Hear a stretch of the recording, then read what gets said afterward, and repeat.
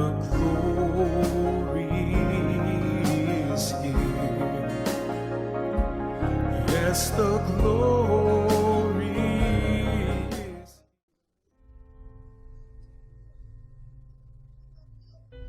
According to my plan, I have ordered things that are being opened publicly before you. But in private were these things prayed that are coming to pass today. In the secret place where no one saw, were these things laid out line upon line, but now are explained and publicly published. And there are many whom I have chosen, many whom I've appointed,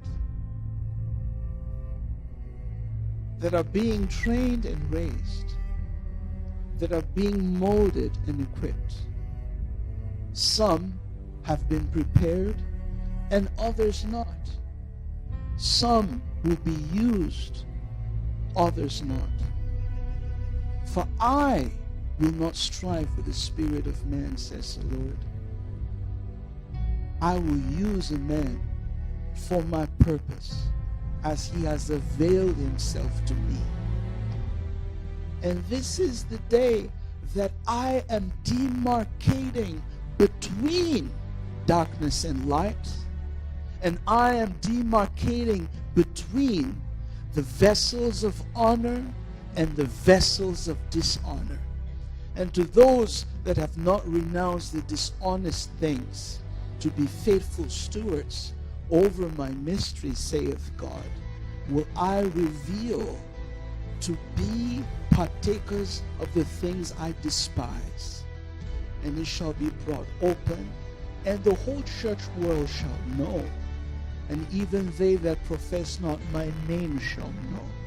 For this is the time of manifestation.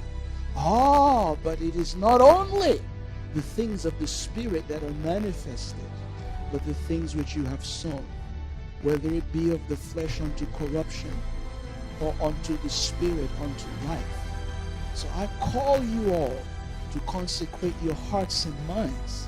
Let your time and let your pursuits and let every intent of your heart be aligned with heaven and be aligned with the furtherance of my gospel, and be aligned with making my Son and his work known, for the urgency has been laid upon you. You ought to receive my message and carry out my work with urgency, says the Father. It ought not to be at your leisure, and it ought not to be at your comfort. For is it not a privilege that I extend to you this task, says the Father? And is it not an honor that I would choose you to be part of this? So let your hearts and minds be stirred by my Spirit, and heed my call, and consecrate yourself. For yes, this is a time of great strategy where darkness is being pushed back.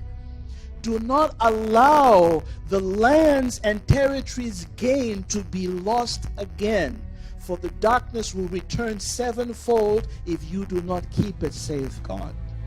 You ought to arise, and with strategy you will be positioned across the earth and across the lands wherein my gospel has been preached. Let your hearts be fixed and not in many places. Do not let your minds be dispersed and scattered abroad as though it is not a privilege extended to you, says the Father. Let it be known to you today that there are great things I have in store, but many will miss, says the Father.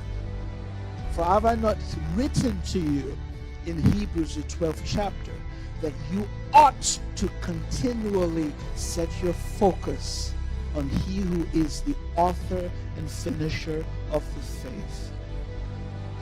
So let all the things that can hinder, and let that which is besetting be put aside, and let with perseverance and with great steadfastness the work be carried out, says the Father.